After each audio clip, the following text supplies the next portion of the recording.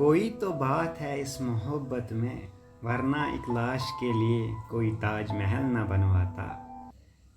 हुस्न को चांद, जवानी को कमल कहते हैं, देखकर हम तुझे एक शाहो गज़ल कहते हैं।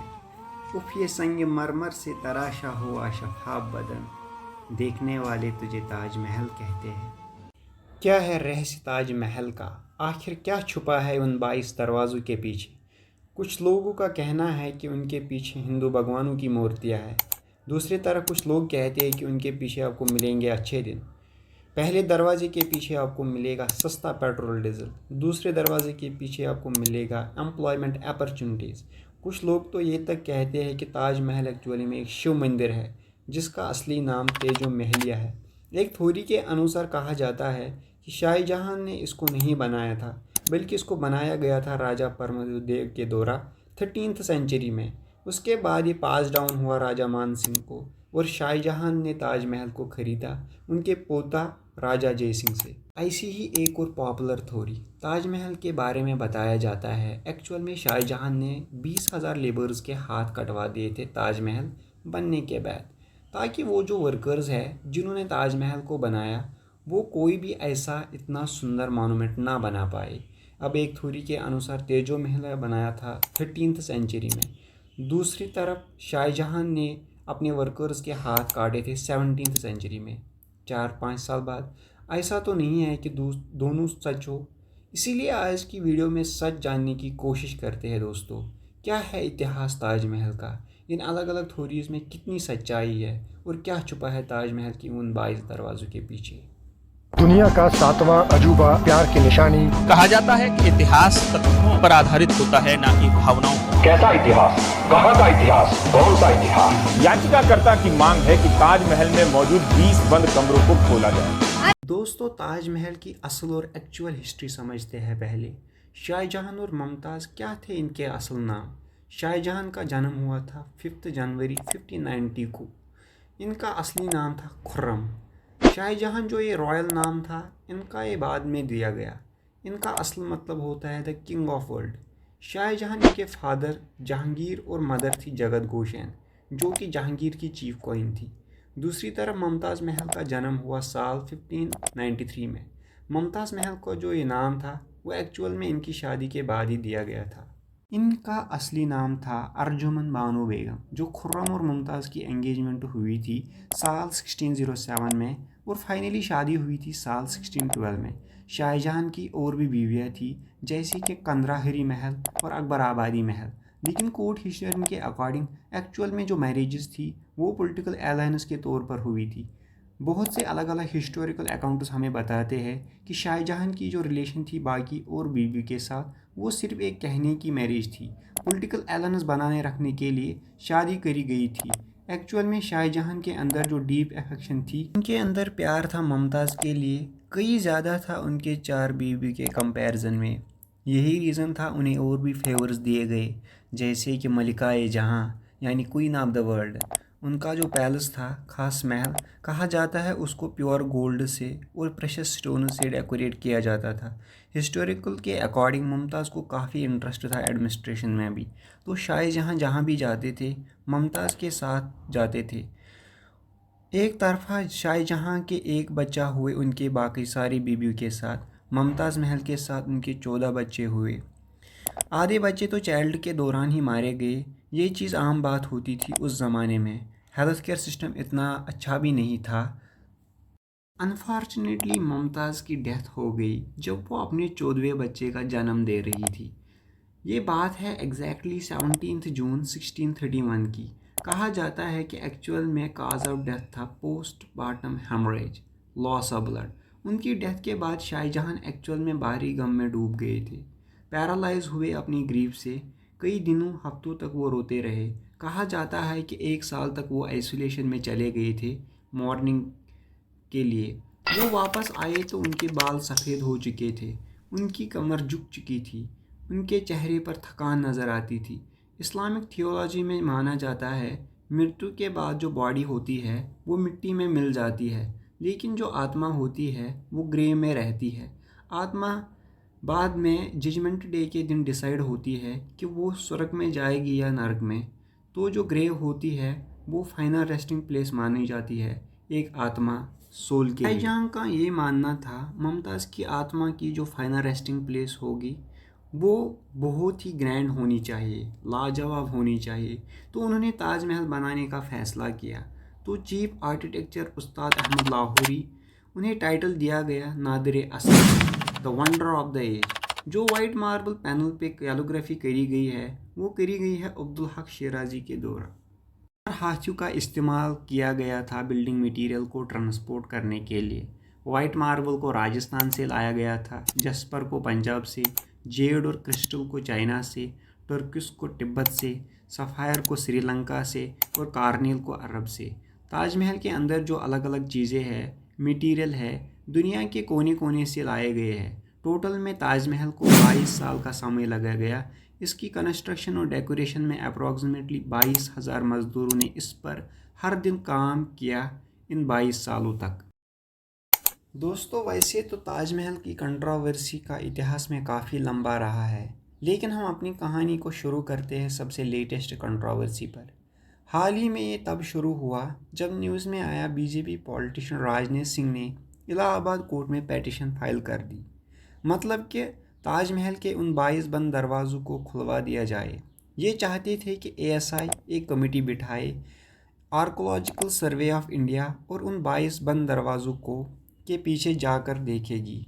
वो ढूंढने की कोशिश करेंगे कहीं ना कहीं वो हिंदू भगवानों के मूर्तियाँ तो नहीं हैं उन 22 बंद दरवाज़ों के पीछे। इस पिटीशन में कहा गया है कि ऐसे क्लेम किया गया है कि ताजमहल में एक शिव मंदिर है तेजो महलिया नाम से, और हाईकोर्ट का ये फ़र्ज़ बनता है कि उन बंद 22 दरवाज़ों को खोल दिया जाए under the freedom of information. लेकिन हाईकोर्ट ने इस पिटीशन को डिसमिस कर दिया। जजेस के बेंच ने कहा कि इस तरह की पिटीशंस फाइल करके PIL सिस्टम का मजाक बनाया जा रहा है। कोर्ट ने ये सवाल उठाया कि आप किस बेसिस पर पिटीशन फाइल करोगे, कहीं यहाँ पर कोई लीगल या कॉन्स्टिट्यूशनल राइट का इन्फ्रिंज किया जा रहा है, मतलब ये कि कोई रूल या लॉ या एग्रीमेंट ब्रेक कर रहा है। अगर नहीं तो क्यों पिटीशन फाइल करना। हिस्टोरिकल रिसर्च करना रिसर्चर्स का काम है और उसके लिए प्रॉपर मेथडोलॉजी फॉलो की जानी चाहिए। लेकिन दोस्तों, अगर आपको लग रहा है कि पिटीशन डिसमिस होने के बाद ये राज ही रह जाएगा तो आप बेफिक्र रहो। आज इस वीडियो में सच ज़रूर बताऊंगा इस राज के पीछे क्या है। असल में बात क्या है दोस्तों, ASI के सोर्सेज ने ऑलरेडी इंडियन एक्सप्रेस को बता दिया है ये जो 22 रूमें हैं ये एक्चुअल में रूम्स नहीं है, बल्कि ये एक लंबा सा कॉरिडोर है जिस पर दरवाजे लगाए गए हैं। और ये बंद दरवाजे कोई ऐसे बंद दरवाजे नहीं हैं कि इन्हें कभी कोई खोला ही नहीं गया हो। ASI के स्टाफ जिनके अकॉर्डिंग ताजमहल के इन कमरों को हर हफ्ते या 2 हफ्ते जाकर इनकी सफाई की जाती है। एक ASI ऑफिसर ने ये बताया है कि इन दीवारों पर कुछ भी नहीं है और बेसमेंट में ऐसे कमरों कोई अनयूजुअल चीज़ नहीं है मुगल मॉन्यूमेंट के लिए। जो हुमायूं टॉम है दिल्ली में और जो सफदरजंग टॉम है इनमें भी ऐसे अंडरग्राउंड बेसमेंट कमरे हैं जो एक तरह का कॉरिडोर बना रहे हैं और ये स्ट्रक्चर एलिमेंट तौर पर काम कर रहे हैं एज अ बेस और जिस पर ये पूरा ढांचा टिका हुआ है। एक और ASI ऑफिसर ने बताया है कि एक्चुअल में जो ये एरिया है ये इसीलिए बंद किया गया है क्योंकि टूरिस्ट के लिए कुछ है ही नहीं देखने के लिए। फजूल में इनको खोल के रखना बहुत ज़्यादा भीड़ होगी और ताजमहल को प्रिजर्व रखने के लिए वो एरिया लॉक रखा गया है। ताजमहल आखिर में एक प्रोटेक्टेड वर्ल्ड हेरिटेज साइट है जहाँ पर हर दिन 1 लाख से ज़्यादा लोग आते हैं। तो लगातार टूरिस्ट के आने जाने से वियर एंड टियर ना हो, ताजमहल प्रोटेक्टेड रहे। अब हाईकोर्ट के पिटीशन के बाद भी और ASI के कहने के बाद भी मीडिया वालों ने सोशल मीडिया पर कुछ लोगों ने ज़बरदस्ती कंटिन्यू रखा। ऑलमोस्ट ऐसा लग रहा था कि मान लो किसी को फ़ायदा पहुंच रहा हो ऐसी चीज़ों पर चर्चा करना। तो दोस्तों हुआ क्या, 2-3 दिन बाद आर्कोलॉजिकल सर्वे ऑफ इंडिया ने इस पूरे डिबेट को हमेशा के लिए ख़त्म करने के लिए ASI ने फ़ोटोज़ ही रिलीज़ की। इन बंद कमरों के पीछे फ़ोटोज़ पब्लिकली दिखा दिए सबको, देख लो इनमें रेस्टोरेशन वर्क चल रहा है। आगरा के ASI चीफ RK पटेल ने इंडिया टुडे को बताया कि फ़ोटोज़ अब ASI की वेबसाइट पर आप लोगों को लाइव मिलेंगे। ये उस दिन न्यूज़लेटर थी और कोई भी इन फ़ोटोज़ को देख सकता था।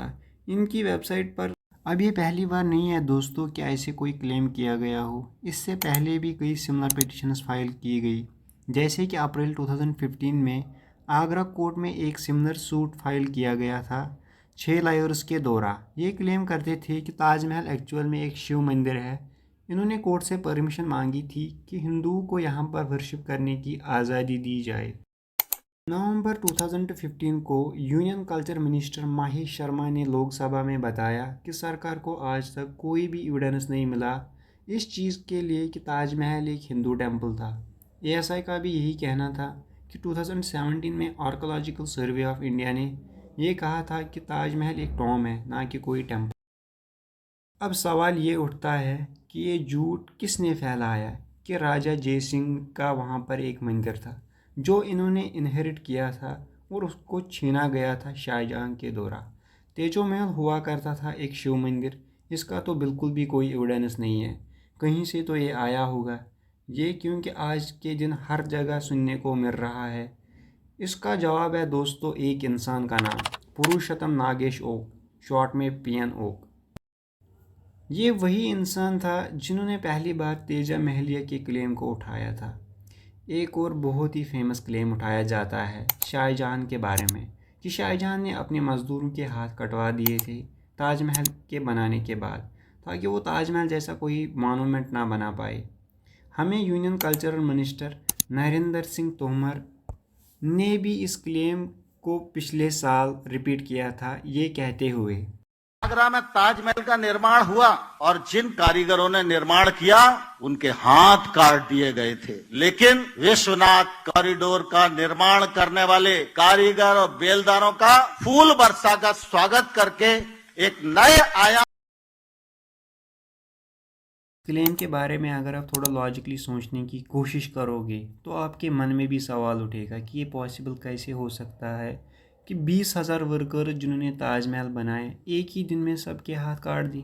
अगर नहीं तो सबको एक एक करके बुलाया कि आओ नेक्स्ट टर्न आपकी है, सबको लाइन में खड़ा किया गया। एक दिन में तो पॉसिबल हो नहीं सकता कि 20,000 वर्कर्स के हाथ काटना। तो भाई आजा मंडे के दिन इस वर्कर के हाथ काटेंगे, उस दिन वो वाला वर्कर, इसकी बारी थर्सडे को आएगी, इसके हाथ हम थर्सडे को काटेंगे। अगर ऐसा होता तो कोई वर्कर लाइन में खड़ा होकर वेट करता कि मेरे हाथ काटने जा रहे हैं थर्सडे को, मैं रुक के लाइन में खड़ा होता हूँ। अगर ऐसा होता तो वो भाग पड़ता। ओब्वियसली अगर हिस्टोरिकली देखा जाए इस चीज़ का ज़ीरो एविडेंस है कि ये चीज़ सच थी। अगर ये बात सच होती तो किसी न किसी किताब में इसका मेंशन किया जाता। कई ट्रैवलर्स आए थे उस जगह घूमने के लिए, वो अपनी किताबें लिखते थे, किसी न किसी किताब में तो मेंशन होता, मगर कुछ भी मेंशन नहीं है। इनफैक्ट एविडेंस जो है वो बिल्कुल अपोजिट है। शाहजहां ने बहुत बड़ी सेटलमेंट बनाई थी ताज जंग करके, जो कि आज के दिन भी एग्जिस्ट करती है। हज़ारों मेसन्स, आर्टिसन्स और अलग अलग वर्कर्स वहाँ पर असम्बल हुए और फिर साथ मिलकर काम किया। एक्चुअल में हुआ क्या था दोस्तों, ताजमहल बनाने के बाद शाहजहां ने मज़दूरों ने एक पूरा का पूरा नया एम्परल शहर बनाया जिसका नाम था शाहजहानाबाद यानी ओल्ड दिल्ली। दोस्तों थोड़ा लॉजिकली सोचो, ताजमहल, रेड फोर्ट, जामा मस्जिद ये सब अराउंड द सेम टाइम बने हैं। अगर उन वर्कर्स के हाथ काट दिए जाते तो ये सब इतनी बड़ी बड़ी इमारतें कैसे बना पाते। शाहजहां के पीरियड को एक्चुअल में माना जाता है मुग़ल आर्किटेक्चर का गोल्डन पीरियड। तो ये तभी पॉसिबल हो पाया जब शाहजहां ने अपने वर्कर्स का आदर दिया। आज के दिन बहुत लोगों के लिए ताजमहल एक सिंबल ऑफ लव है। आज के दिन ये डिनाई नहीं किया जा सकता कि ताजमहल एक आर्किटेक्चर मार्वल है, दुनिया का one of the official 7 wonders of world है और एक यूनेस्को वर्ल्ड हेरिटेज साइट है। इंडिया का one of the most popular tourist attraction, जिसको देखने के लिए दुनिया भर से लोग इंडिया आते हैं। सही लफ्ज़ों में ये एक इंडिया की शान है।